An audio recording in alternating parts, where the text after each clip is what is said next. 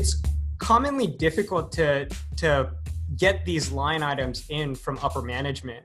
So I guess any like tips and best practices there when trying to go up to upper management and say, hey, we want to spend an extra, a couple $1,000s on better training for the team, or a couple $1,000s on better remote conditioning and remote monitoring.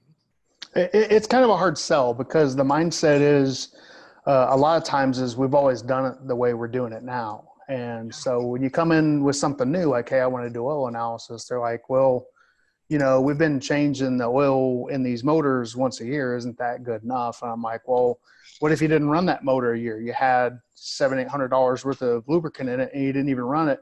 Why don't you take a $35 oil sample, send it off to the lab, get the condition of the oil and the motor it's sitting in. And if it doesn't need to be changed, don't change it. If it's got a lot of particles in it, filter it. If it's got water in it, maybe run it through a filter that takes water out. But you have to do a lot of education. You have to do it quite a bit.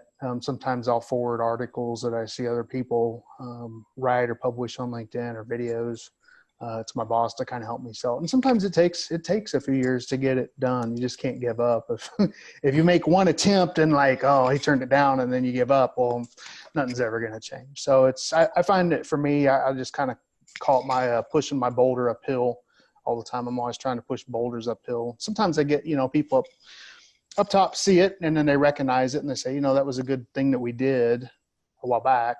Let's go ahead and try this. And then we try it and it's successful, and we improve what we're doing. And so that's kind of my method, is just keep trying to get stuff in front of my bosses and help, bring in training when I can from different organizations, and try to educate every time I can. There's always opportunities. So I take advantage of the opportunities when they present themselves.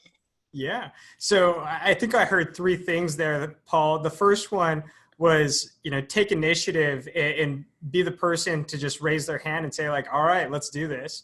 The second one that I heard is really approaching it from an ROI mindset.